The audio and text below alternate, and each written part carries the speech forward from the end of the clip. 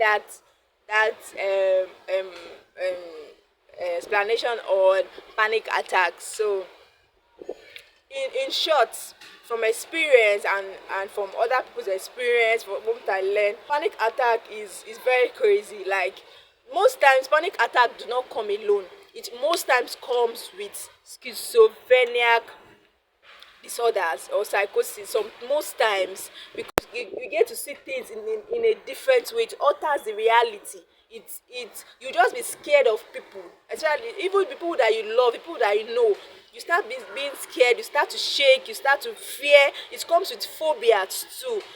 And most times, if this substances are ingested in excess sometimes, but when you're talking about excess, it determines on that particular individual. What can be excess for me might not be excess for another person. And sometimes too, like what I've said before, the storage of these microbes determines too. Because if in my own genetics, my microbes are being stored as more of protein, it will be different from someone that is being stored more of carbohydrate, or someone that has the genetic mutation of being stored as fat cell. Naturally, there's going to be share for all of them, like randomly. But according to genetics, or maybe because genetics is being altered, it might actually sometimes cause those things to like change, and it will not go equally. Sometimes it will now be like equity, like one being right or more than the other. And the worst part of it is when it's being sent back to the brain, and it goes to this part of the brain that are functioning in, especially eye, the senses. Oh, it affects most people that have hysterics, because it goes to the senses, the eyes, the nose, the mouth, the ears, the skin. Because if it's going to the positive side, you start to feel things that is not there. So you start to feel touch. If it's going to the negative side, you start to get irritated.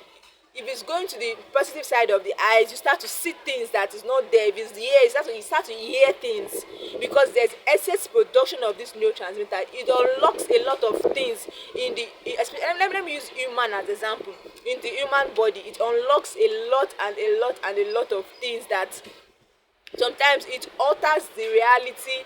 I've learned that we humans can actually see just 1% of what is happening. So imagine if there's a excess neurotransmitter in a particular individual eyes, and the eyes is able to like see like just 2% of what is happening in the world. Then you see that that person is out of reality actually, because his own reality is now far different from my own reality. Or somebody is able to unlock like the 2% of hearing of the things that you cannot hear. Or then when this neurotransmitter sends to the ear, and your ears are unlocked, then you start to hear the slightest sounds will now be, so you will hear most of everything. The little things that you cannot even notice that is sounding, you start to hear sound, and then turn someone else.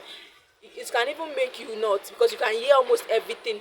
Little noise or sound more higher, so this can cause phobia a little bit. Imagine somebody's hearing like a bomb sound when you just hit the table. How would that person feel? There will be phobia, there will be shake, there will be like shivering, you start to fear people. A lot of things will change.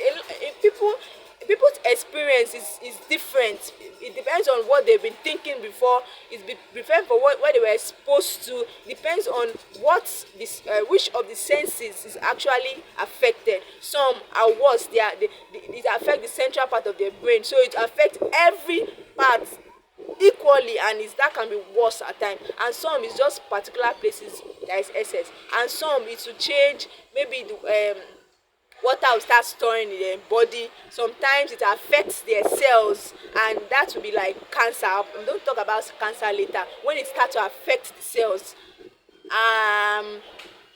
for it will now convert it affects fat cells mostly. That is why people with obesity, they have higher risks of getting cancer. But that does not really mean. But sometimes it affects most of the fat cells, the protein cells and all that most of the times. So I think I've said enough about phobias and panic attacks. I'm going to share a lot of things about it though. And if you have more to say, please add to it. There's something I did not say, add to it. I really did not read this in school. I keep saying it. So maybe I might make little mistakes. Maybe I might not add some things, maybe I'm not using the right terminology. Just try to understand that I could I could be corrected, but please be nice. Don't be saucy, you know. I'm just trying to help others. Thank you.